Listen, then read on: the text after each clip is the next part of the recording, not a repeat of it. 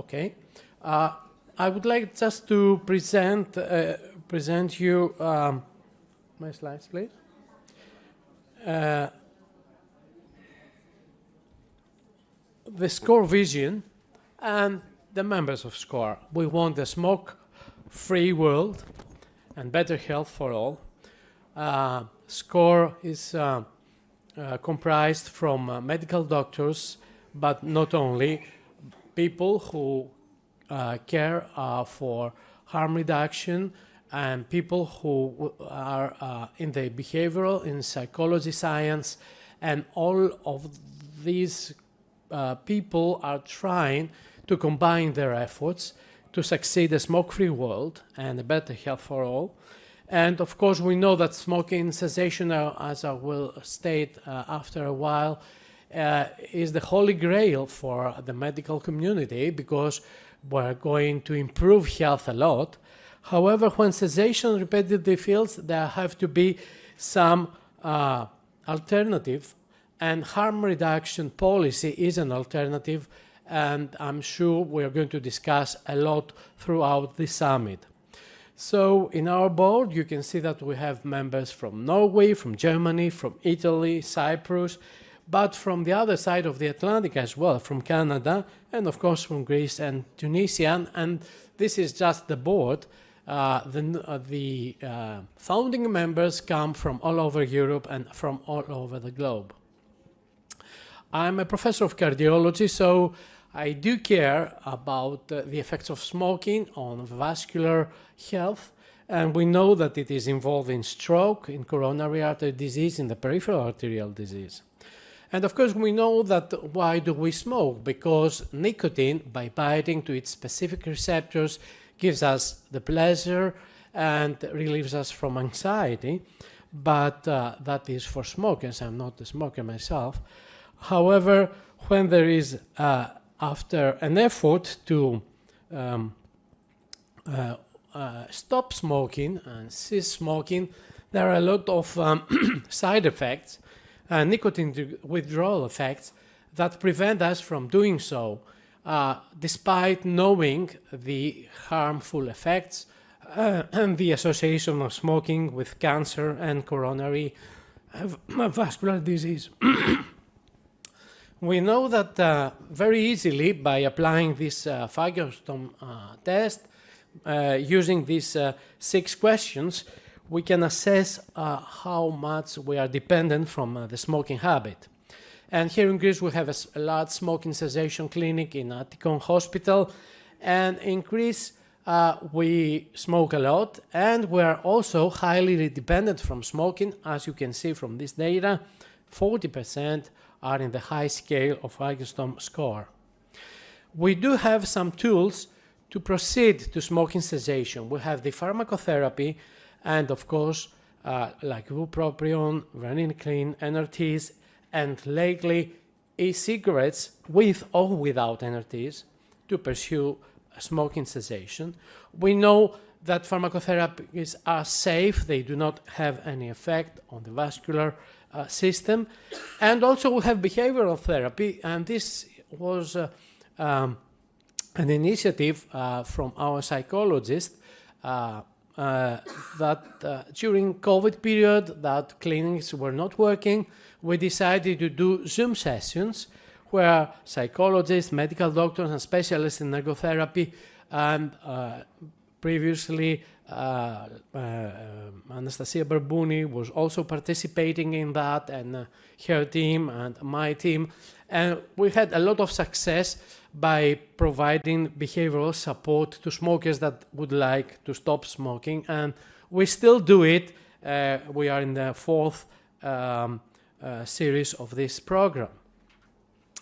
But what do we do with pharmacotherapy? This is one of our studies in primary health population. We gave them either varenicline or NRTs, and within the first 3 months we observed improvement in vascular function, and you can see that the exhaled carbon monoxide reduced from 25 to 5 to near normal levels. So it was a successful program. But what happened 1 year after? 1 year after, only 45% abstained for smoking. And those that relapsed, 55%, they had worse vascular function as assessed by various vascular tests. And what happens in the secondary prevention? In people that they suffer from a heart attack. And this is one of our recently published studies. What happened? In 3 months, they are all afraid, and about 70% of them quitted smoking. Only a small percent, like 5%, decided to participate in a program, in a smoking, well-organized smoking cessation program, despite that to all of them was offered this opportunity. They said, I'm going to give it, I'm going to stop it by myself. At 6 months, 65 were relapsed and were again smokers, and only 35% had quitted smoking. And we could predict that by assessing the Fagerström score. The higher the score, the higher the ability the higher the possibility to relapse in 6 months in patients who had already suffered a myocardial infarction. And this is something that has been shown in a large population, and the median interval from discharge to smoking relapse was 20 days. So we have to act fast, and we have to act within the hospital and to persuade patients to participate in well-organized smoking cessation programs, because these patients were the ones that abstained from smoking for a longer period, and a period more than 1 year. Varenicline seems to be very effective in these patients, 47% in 12 weeks, compared to placebo, it's 14% in this study. But again, in a year's time, 20% was effective to keep them away from smoking. Now, we advocate harm reduction because we have this data, this lack of success of the pharmacotherapies to achieve complete smoking cessation. And of course, we know that if we eliminate smoking, we are going to reduce 90% of the cancers, lung cancer, for example.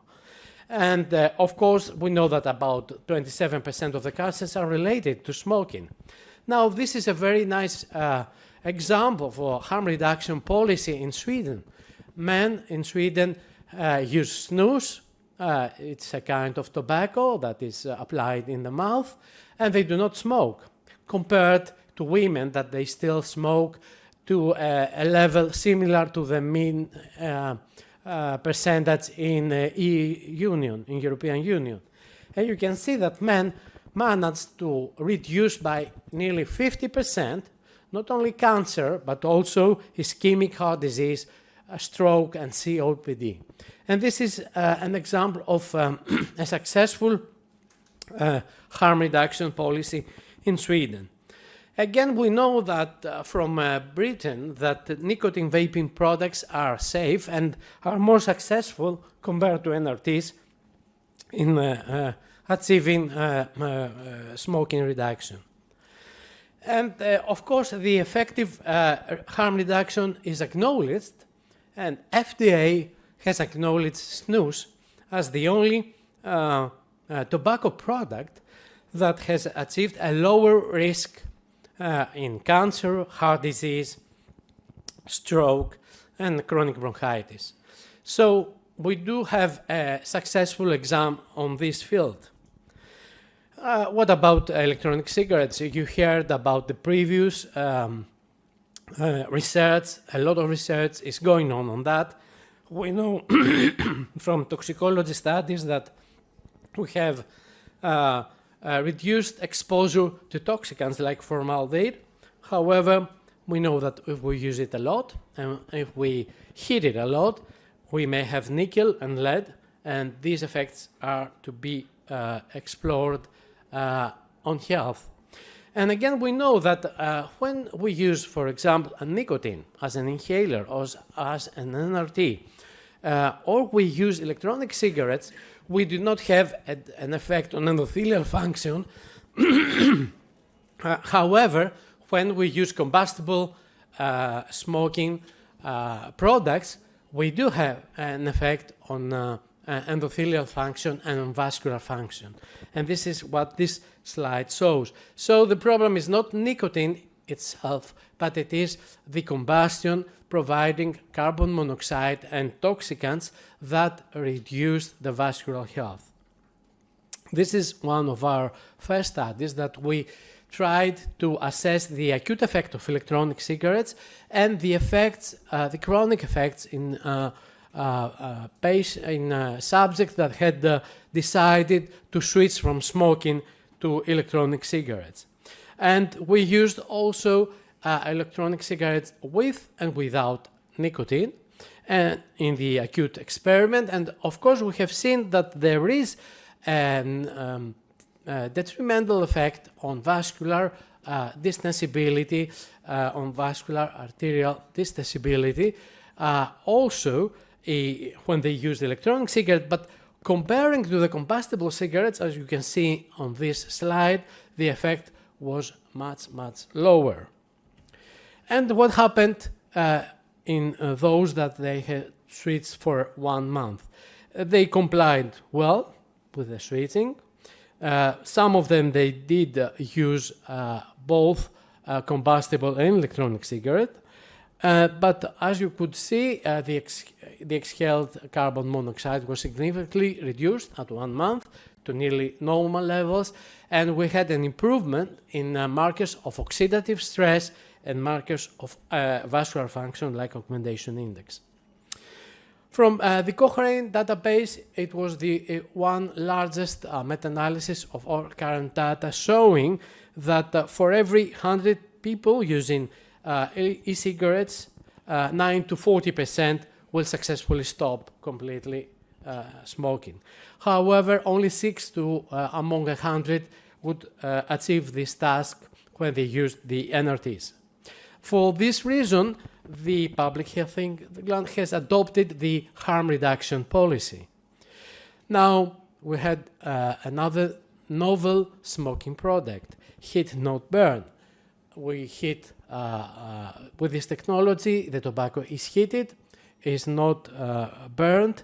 So again, we have a small emission of several toxic substances and no carbon, as you can see on this filter. This is one of our studies showing that in subjects that they switched from combustible cigarette smoking to HNBCs, we had a significant improvement at 1 month of platelet activation. That means less potential for thrombosis. We had a reduction of carbon monoxide and improvement in vascular function.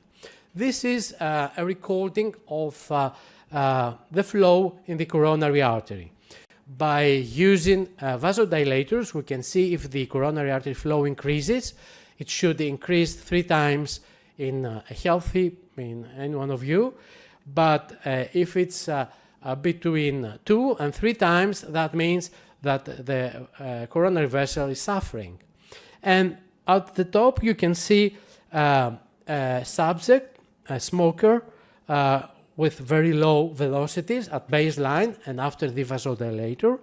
And after 30 days of switching to HNBC, you can see the significant increase of the flow, either at baseline or after vasodilation, indicating that the toxic effect on the coronary vessel has been reduced. Now, what happened during the COVID period, we decided to see what happens with the smoking products when we wear the mask. We got our medical personnel and we examined them at baseline and we examined them with the mask during office hours and without a mask at home. And we measured the carbon monoxide, and you can see here that the smokers significantly increased the inhaled carbon monoxide because they were wearing the mask, compared to those that they used HNBCs and those that were non-smokers. And what happened to arterial function? Again, the green line shows a significant reduction of the arterial distensibility when they were smoking with a mask compared to those that they used in other smoking products and the non-smokers. So the European Cardiac Society said, beware, do not smoke and you while wearing the mask within office hours, because you get an even worse detrimental effect on your vessel. Now we expanded our trial and see more detail, a very, very thin vessel that protects, a very, very thin layer that protects the vessel from the adverse effects of smoking, called endothelial glycocalyx. We have a special dedicated camera under the tank, and we focus the microvasculature and this layer that protects all the cells to go in the vessel and do thrombotic events and create atherosclerotic plaques. And what we have seen is that the heating non-burn products had no effect, while smokers had a significant reduction of this layer. And when we measured the coating levels, we have seen that this was similar between those that use the HNBC and the combustible smoking products. Now, what is the conclusions of this study? The conclusions are that the coating levels, which reflect nicotine exposure, were similar, so the impairment on the vascular function is not dependent from nicotine consumption, but is likely related with the toxic effects provided during combustion. And we know from, unfortunately, I think now we know from experimental studies in animals that even if we expose animals for 2 years to nicotine, there are no more myocardial infarction, there are no more cancers. So it's not probably a problem with nicotine. FDA authorized these heated no-tobacco heating systems as reduced exposure to toxicants based on the previous studies. And this is the situation in USA at the moment for the e-cigarettes and the heated not-burn products, and only snus has a reduced risk claim. Now, what are our recommendations from the European Cardiac Society? That all smoking of tobacco should be stopped, as tobacco use is strongly and independently related to vascular disease. And this is true because for any risk factor, no matter if you have uncontrolled blood pressure or high cholesterol, if you smoke and you stop smoking, you gain at least 2 to 3 years of life.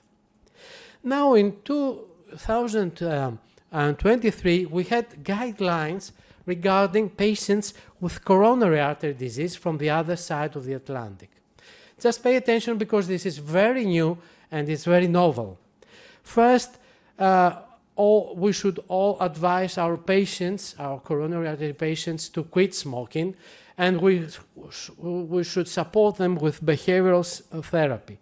We should use, it's class A, what is green is class A, we should use the pharmacotherapy tools like bupropion and varenicline and NRTs to do so. And maybe because varenicline is more effective, this is the yellow 2B, maybe we should start with varenicline, which is safe and more effective to do that. However, in those that regularly smoke and do not achieve the smoking cessation status or do not start or they have tried several times and could not cease smoking, then this is the very new, then electronic cigarette may be considered to aid smoking cessation. However, we should inform our patients that they should not use it for a long period of time and that we should use it only as a method to quit smoking. And there are several methods. We're going to discuss them throughout our summit. So at least the medical community, the medical cardiac community, has recognized that electronic cigarette may be used as a tool in those patients that they most need it. Patients who had already suffered from myocardial infarction, and this is something that may be referred to patients like lung cancer or stroke patients. And of course, we were honored to use one of our studies to support these guidelines.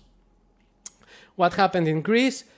Very, very recently, as in USA, we have from the Ministry of Health a reduced exposure for these products. And at the moment, what is the situation in Greece? At least 1.5% will use daily smoking, and at least 9% have used electronic cigarette. In Britain, of course, we have the example of a large switching from combustible cigarette smoking to electronic cigarette smoking, nearly fivefold, and these are the graphs showing how many ex-smokers are using electronic cigarettes throughout from 2013 to 2022 without an increase to non-smokers, because non-smokers may have used it just to try it, but as you can see, there is not a great increase throughout the years.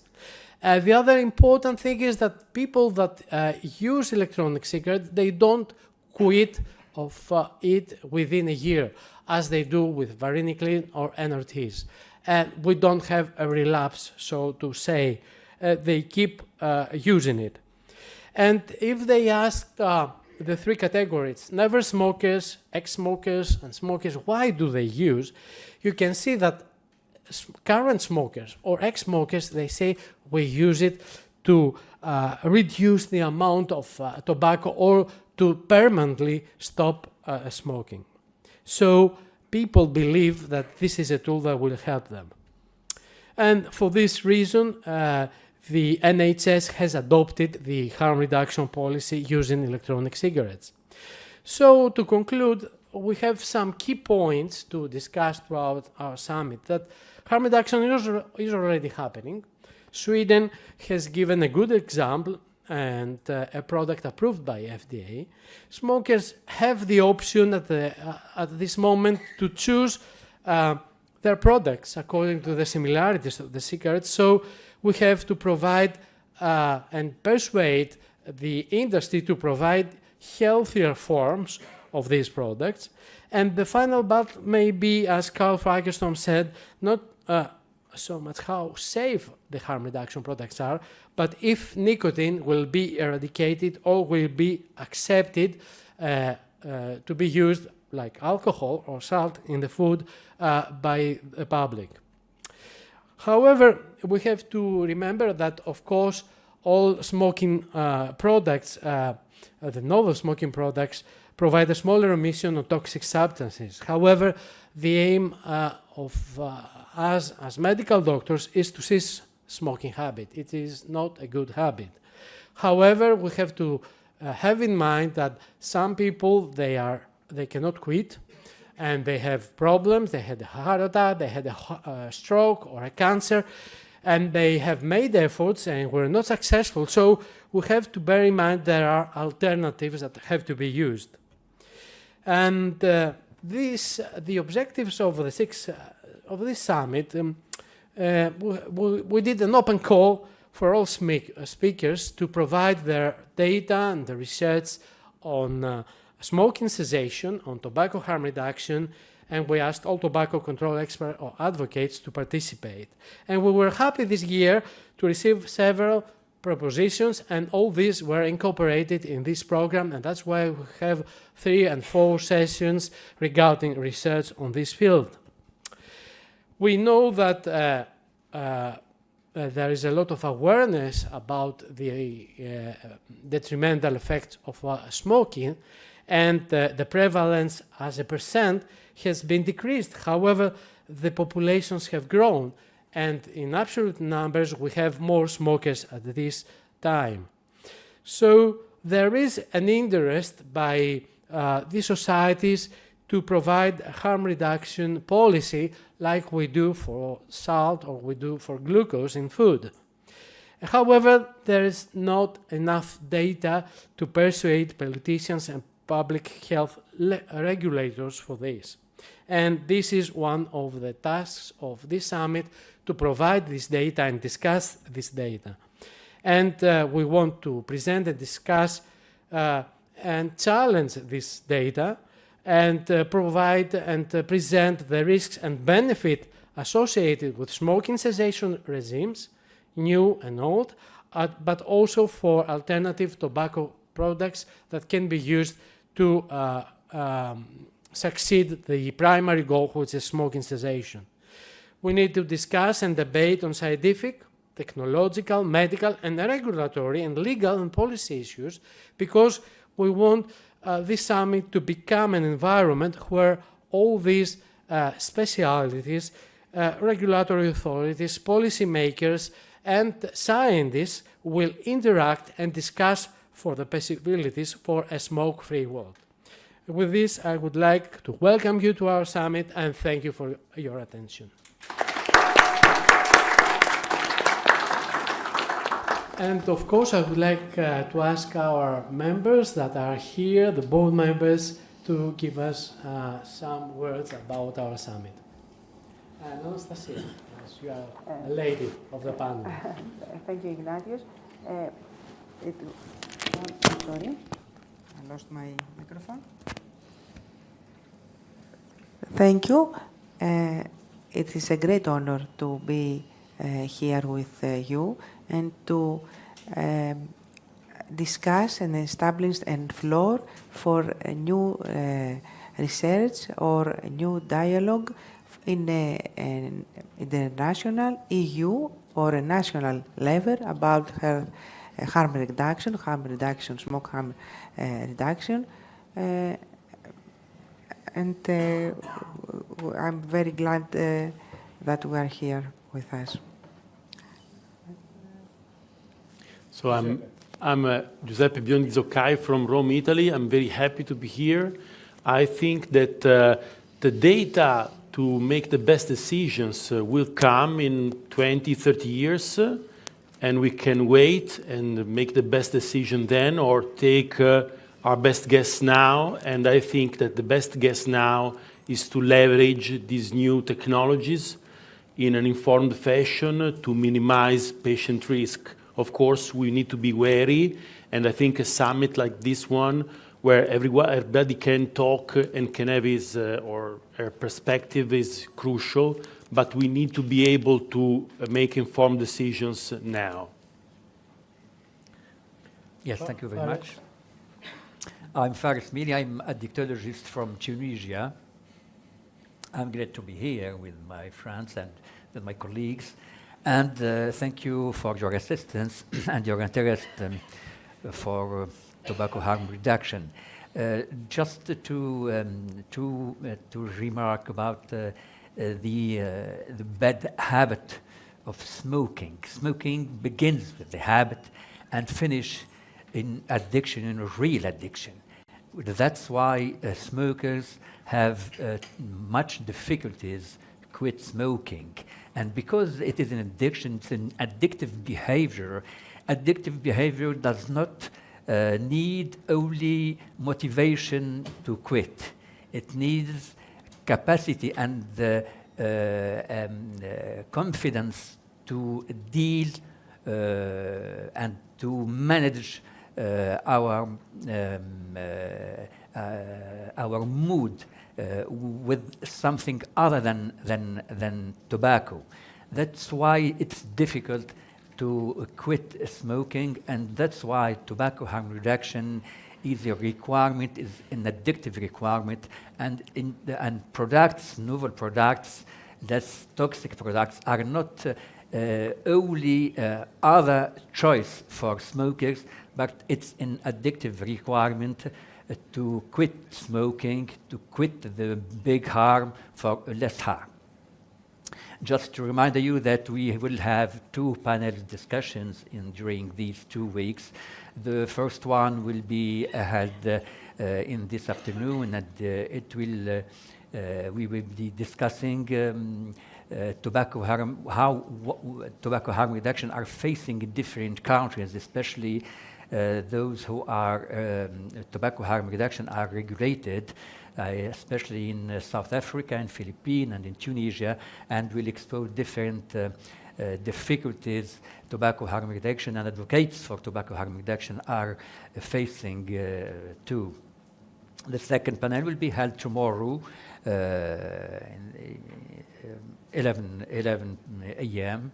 and we will focus on tobacco harm reduction in Asia.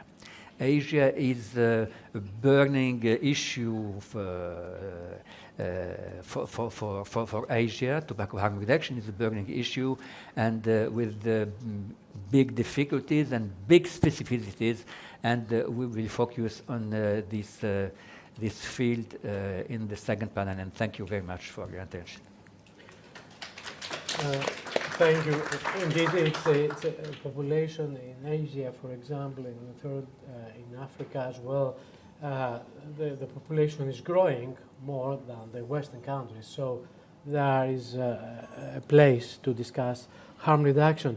And to this end, we had an open call to have a cost action where we could organize webinars and meetings discussing research and organizing among us research on smoking cessation, tobacco control, and all of you that would be willing to participate in this effort to get some support from the COST European program, you are welcome, and you can send us your details by mail or even now within the summit to Lina, to the booth of SCOHRE.